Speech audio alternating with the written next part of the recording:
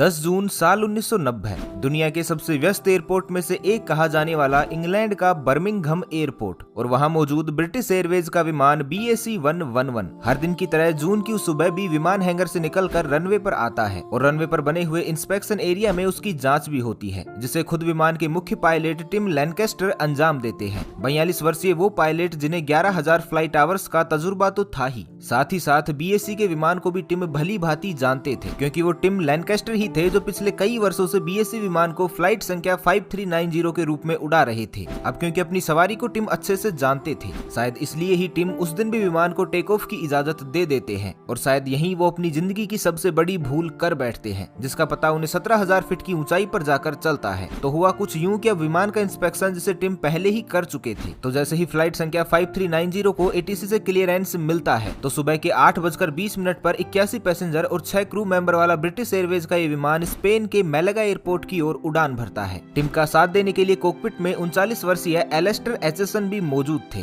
जिनके हाथों में सफलतापूर्वक फ्लाइट को टेक ऑफ करने का जिम्मा था, जिसे उन्होंने बखूबी निभाया भी। और टेक ऑफ करने के बाद जैसे ही विमान 10,000 फीट के एल्टीट्यूड पर पहुंचता है तो रूटीन के मुताबिक एलेस्टर फ्लाइट की कमान फिर एक बार सीनियर पायलट टिम लैनकेस्टर के हाथों में सौंप देते हैं, क्योंकि एलेस्टर को अब अगले 2 घंटों में कॉकपिट के अन्य कामों को भी सफलतापूर्वक अंजाम देना था। इधर विमान का कंट्रोल अपने हाथ में आते ही टिम विमान को 10,000 से 17,000 फीट की ऊंचाई पर ले जाते हैं, जिसके बाद विमान सामान्य रूप से उड़ने लगता है और विमान के साथ साथ विमान के अंदर भी सब कुछ सामान्य हो जाता है। अब केबिन में मौजूद सभी 81 यात्रियों को रिफ्रेशमेंट दिया जाता है। दोनों पायलट भी रिलैक्स होने के लिए अपनी अपनी सीट बेल्ट खोल देते हैं। यहाँ गौर करने वाली बात यह है कि वैसे तो आमतौर पर ऐसी स्थिति में पायलट केवल अपने शोल्डर हार्नेस को ही खोलते हैं, लेकिन नियति का लिखा हुआ भला कौन टाल सकता है। शायद इसलिए ही टीम अपनी दोनों बेल्ट खोल देते हैं और फिर वही होता है जिसे याद कर आज भी उस विमान में बैठा हर एक व्यक्ति डर जाता है कि जिस फ्लाइट में पिछले आधे घंटे से सब कुछ सामान्य चल रहा था, उसमें अचानक से एक जोरदार धमाका होता है। ऐसा धमाका मानो किसी ने अचानक से विमान पर हमला कर दिया हो। और जब तक लोग संभलते हैं पता चलता है कि विमान का मुख्य पायलट विंड स्क्रीन के टूट जाने के कारण विमान से बाहर जा चुका है। ये सुनकर विमान में बैठा हर एक यात्री घबरा जाता है।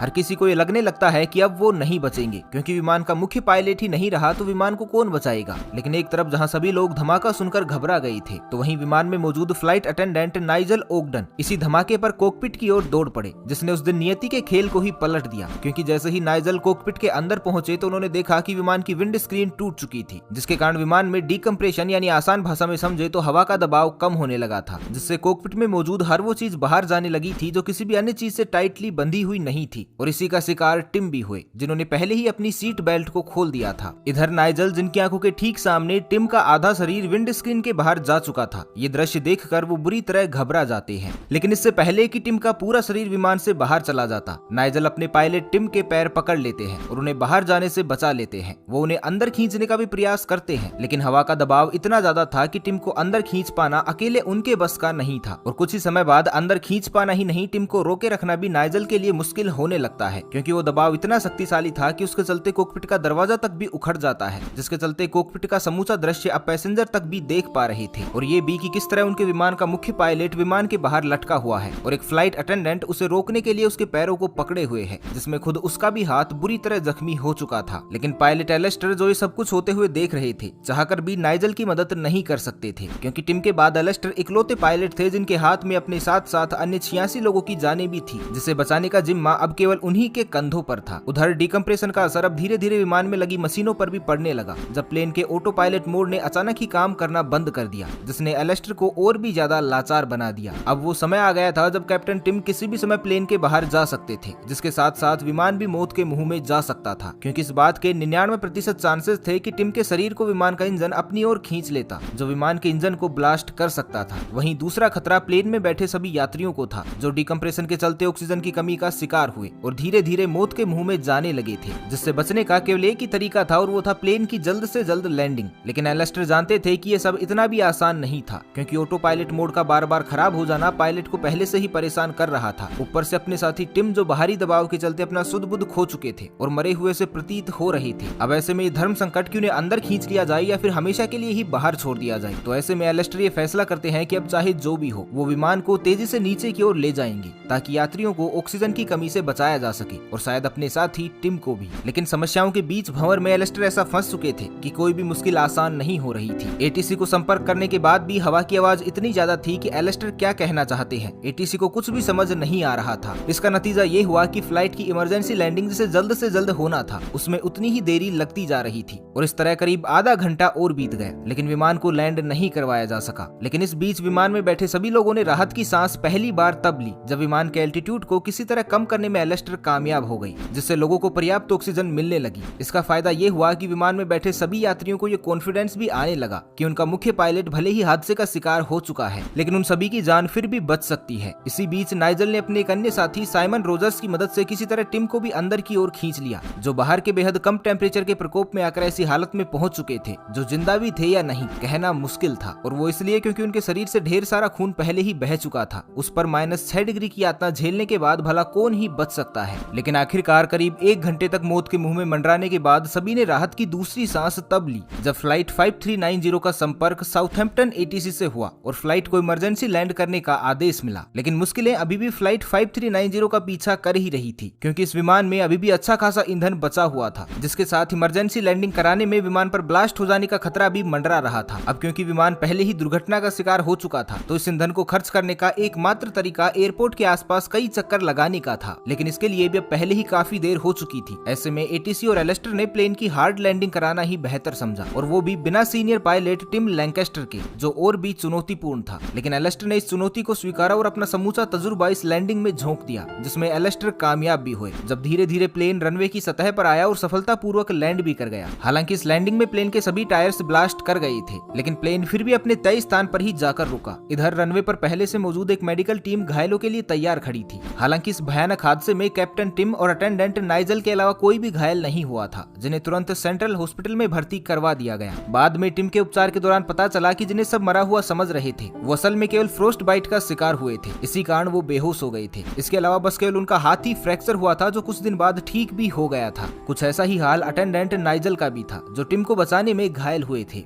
लेकिन करीब 5 महीनों के अंतराल के बाद 5390 का समूचा क्रू उस भयानक हादसे के सदमे से बाहर आ गया और सभी लोग एक बार फिर से अपना सामान्य जीवन बिताने लगे। लेकिन एक चीज जो अब भी सामान्य नहीं थी, वो इस हादसे की अबूझ पहेली, जिसे अब भी सुलझाना बाकी था कि आखिरकार ये हादसा हुआ कैसे और इसके पीछे जिम्मेदार कौन था। तो जब इसकी जांच पूरी हुई तो जांच रिपोर्ट ने सबको चौंका कर रख दिया, जिसमें पता ये चला कि उड़ान से ठीक पहले विमान की विंड स्क्रीन को बदला गया था, लेकिन उसमें लगे बोल्ट जो स्क्रीन को मजबूती से जकड़ते हैं वो अपने वास्तविक साइज से छोटे लगाए गए थे। इतने छोटे कि वो सभी पूरी तरह से स्क्रीन को रोक ही नहीं पाई, और कुछ बोल्ट तो ऐसे थे जो विमान के बाहर से नहीं लग पाए, तो उन्हें जुगाड़ करके अंदर से लगा दिया गया ताकि उनका काम पूरा हो जाए। अब इसका नतीजा ये हुआ कि जब विमान 17,000 फीट के एल्टीट्यूड पर पहुंचा और विमान के अंदर और बाहर के दबाव में जब अंतर पैदा हुआ, तो ये बोल्ट उस दबाव को सहन नहीं कर पाई और दबाव के चलते खुल गई, जिससे विंड स्क्रीन भी निकलकर बाहर चली गई और अपने साथ साथ टिम लैंकेस्टर को भी ले गई। हालांकि इन्वेस्टिगेशन टीम ने कई अन्य महत्वपूर्ण बिंदुओं को भी जांच में सामने रखा और बताया कि केवल बोल्ट ही नहीं, प्लेन की डिजाइन से लेकर एयरपोर्ट प्रबंधन भी उसमें उतना ही जिम्मेदार था। इसके अलावा ब्रिटिश एयरवेज के द्वारा बताए गए मानकों को भी इस हादसे से पहले अनदेखा किया गया, जिसका नतीजा ये हुआ कि 87 लोग लगभग मौत के मुंह में चले ही गए थे। हालांकि जिस तरह इस हादसे के पीछे हुई चूक के चलते कई लोगों को दंडित किया गया, वहीं अपने साहसिक कार्य के चलते फ्लाइट 5390 के समूचे क्रू को भी सम्मानित किया गया। हादसे में मुख्य पायलट की भूमिका निभाने वाले एलेस्टर को उनकी बहादुरी के लिए सर्वश्रेष्ठ पुरस्कार प्लारिस से सम्मानित किया गया, जबकि अन्य सभी लोगों को इंग्लैंड के शाही परिवार की ओर से सम्मानित किया गया और Queen's Commendation for Valuable Service in the Air award भी दिया गया। तो दोस्तों बस आज के लिए इतना ही। आपको ये वीडियो कैसा लगा हमें कमेंट बॉक्स में जरूर बताइएगा। तो मिलते हैं एक नए वीडियो में, तब तक के लिए खुश रहें, मस्त रहें, हंसते रहें। भगवान करे आप सभी का दिन शुभ हो।